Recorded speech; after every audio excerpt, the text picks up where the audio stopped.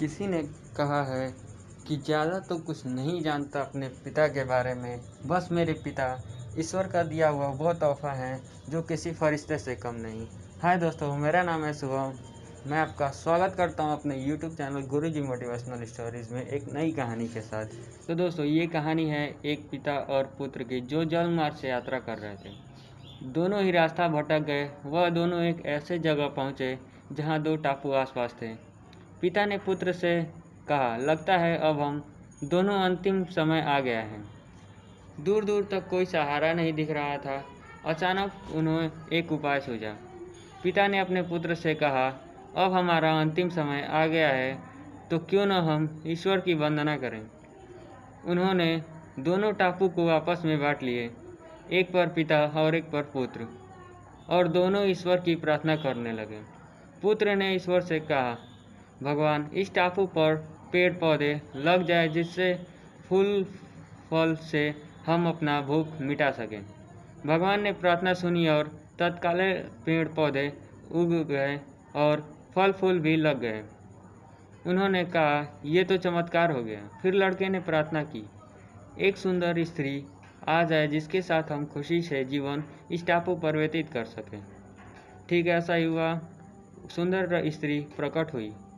तो फिर बालक ने सोचा, मेरी हर प्रार्थना पूरी हो रही है, तो क्यों न यहाँ से बाहर जाने का मांग लूँ। उसने ठीक ऐसा ही किया। अगले क्षण उसने कहा कि हे ईश्वर, मुझे यहाँ से बाहर जाने का मार्ग बतलाएं, जिसे मैं यहाँ से बाहर निकल सकूं। अगले क्षण ही एक नाव प्रकट हो गई जिसमें बैठकर वह वहाँ से बाहर निकल सके। तत्काल वहाँ पर एक नाव प्रकट हुई। पुत्र उसमें सवार होकर बाहर निकलने लगा। तभी आकाशवाणी हुई, बेटा, तुम अकेले जा रहे हो, अपने पिता को साथ नहीं ले जाओगे। तो पुत्र ने कहा, उन्हें छोड़ो, वो इसी लायक हैं।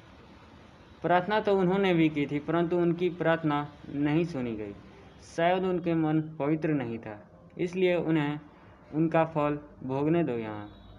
फिर आकाशवाणी होती है, बेटा, क्या तुम पता है कि तुम्हारे पिता ने क्या प्रार्थना की? पुत्र बोला कि नहीं। आकाशवाणी ने कहा, उन्होंने बस एक ही प्रार्थना की कि मेरा पुत्र आपसे जो मांगे उसे दे देना।